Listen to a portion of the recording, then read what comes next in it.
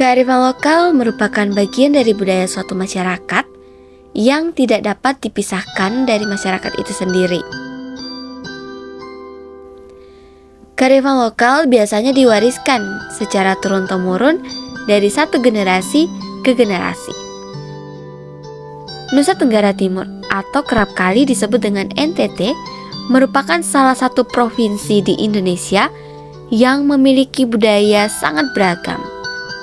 Harapan saya di era globalisasi ini, budaya kita tidak hilang ya.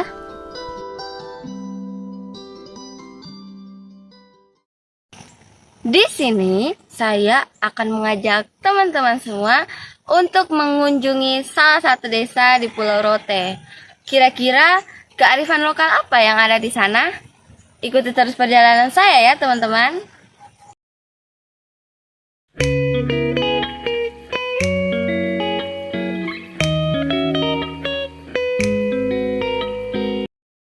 Halo teman-teman semua, sekarang saya lagi berada di Pelabuhan Tenokupang untuk menuju ke desa Oilua di Pulau Rote. Untuk pergi ke sana, kita bisa menggunakan dua transportasi, yaitu kapal atau pesawat. Teman-teman, Pulau Rote berada di Provinsi Nusa Tenggara Timur, dan Pulau Rote merupakan pulau paling selatan di Indonesia. Perjalanan saya yang cukup jauh dan rasa lelah yang saya rasakan terobati ketika saya tiba di Pulau Rote dan melihat pemandangan yang begitu asri di sana.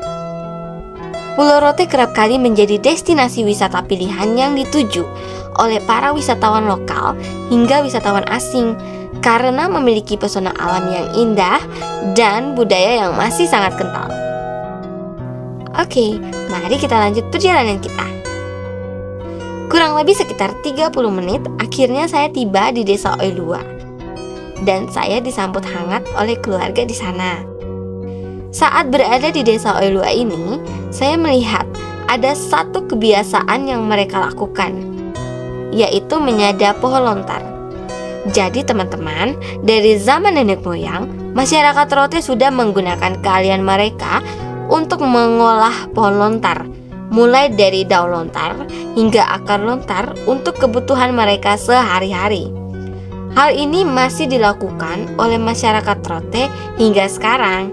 Sehingga tak heran ada satu buku yang berjudul Multatuli yang ditulis oleh Max Havelaar mengatakan bahwa orang Rote memakan minuman mereka. Aktivitas menyadap pohon lontar ini dilakukan oleh masyarakat Rote rutin setiap pagi dan sore.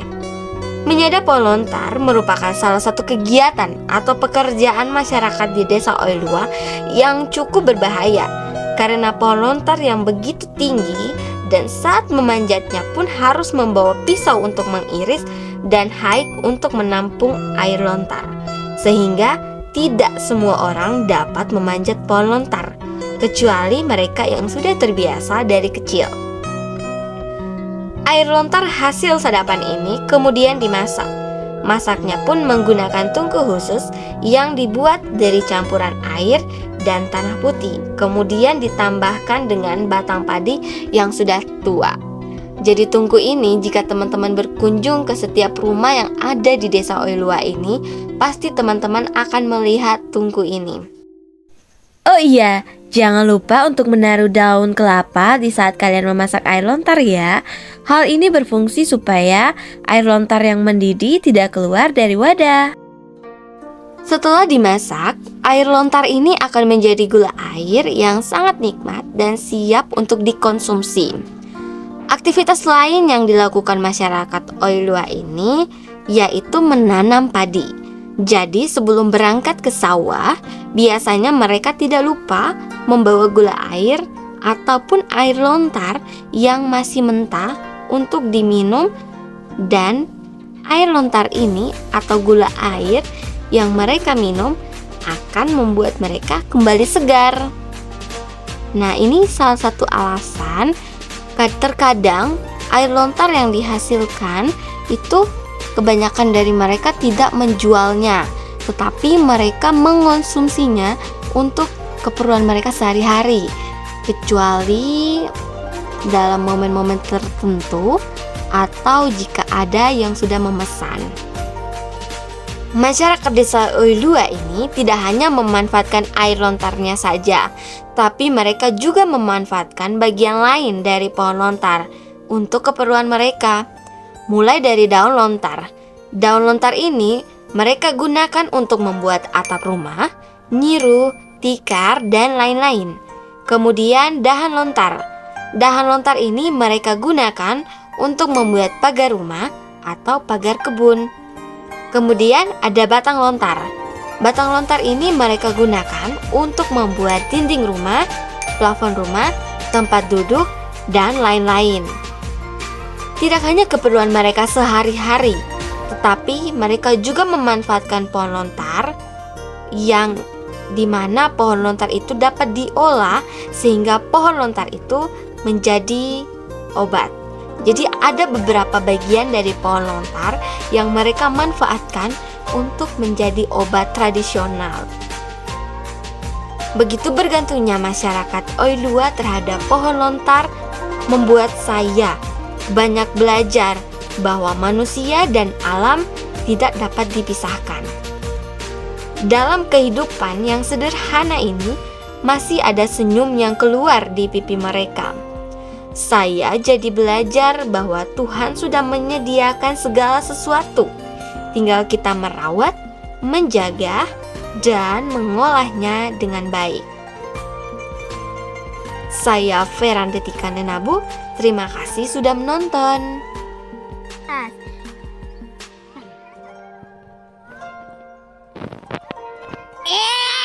Kak Olivia you.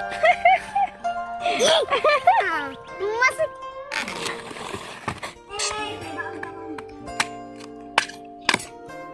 Kalau ditempel di sini ditempel di sini kalau. Potong batu satu.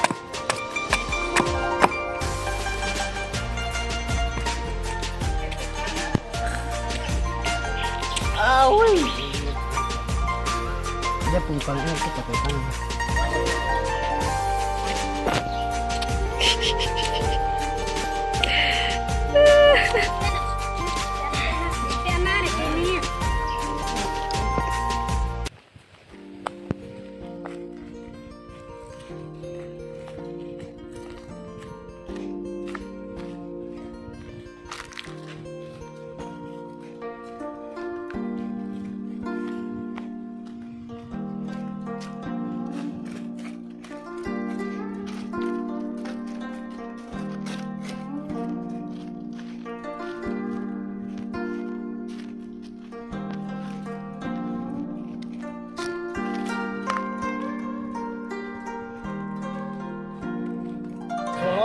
Nama aku Troy. Saya ini helm boy na. Isang kasi mata.